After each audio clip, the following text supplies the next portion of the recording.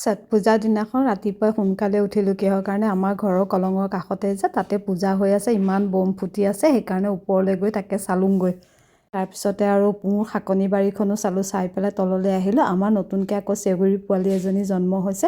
আমাৰ এয়া গাখীৰ খীৰোৱা মানুহজন আহিলে, তেওঁ এয়া গাখীৰ খীৰাই আছে। গাখীৰখিনি আনি পেলাই এনেদৰে চচতে বাকি পেলাই থৈছে। মই কালিয়ে গাখীৰ আছিলে সেইখিনি গৰম কৰি ল'লোঁ। তাৰপিছতে ফ্ৰিজৰ পৰা এয়া শাক চব্জিখিনি উলিয়াই ল'লোঁ। আজিকালি চব্জিখিনি থৈ দিলেই পকি যায় বা গেলি যায়, নহয়নে বাৰু? এয়া মই কণী আৰু আলু দম বনালোঁ, ইফালে উৰহি আলু ভাজিলোঁ, ইফালে পটল ফ্ৰাই কৰিলোঁ। আজি এয়া মোৰ দিনৰ সাজটো, দিনৰ মানে ৰাতিপুৱা বনোৱা সাজটো আছিলে। এয়া মই ৰাতিপুৱাই বনাই কৰি থৈ ওলাই যাওঁ। তাৰপিছতে এওঁক ৰুটি দিলোঁ। আমি দুজনীয়ে এনেকেই ভাতটো বাঢ়ি পেলাই খালোঁ। দুপৰীয়া আকৌ কেণ্টিনতে ৰুটি খালোঁ। গুণগুণে বোলে আকৌ আজি বোলে ৰাসৰ ৰিহাৰ্চেল কৰিব যায়। এয়া তাকে উলিয়াই ল'লোঁ। ময়ো চাদৰ মেখেলা এযোৰ পিন্ধি ল'লোঁ। নামঘৰত গৈ পেলাই তাই ৰিহাৰ্চেল কৰি আছে। ঘৰলৈ আহি দেখিলোঁ এনেকুৱা ঠেকুৱা পিঠা দি থৈছিলে, তাকে আমি গোটেইকেইটাই খালোঁ।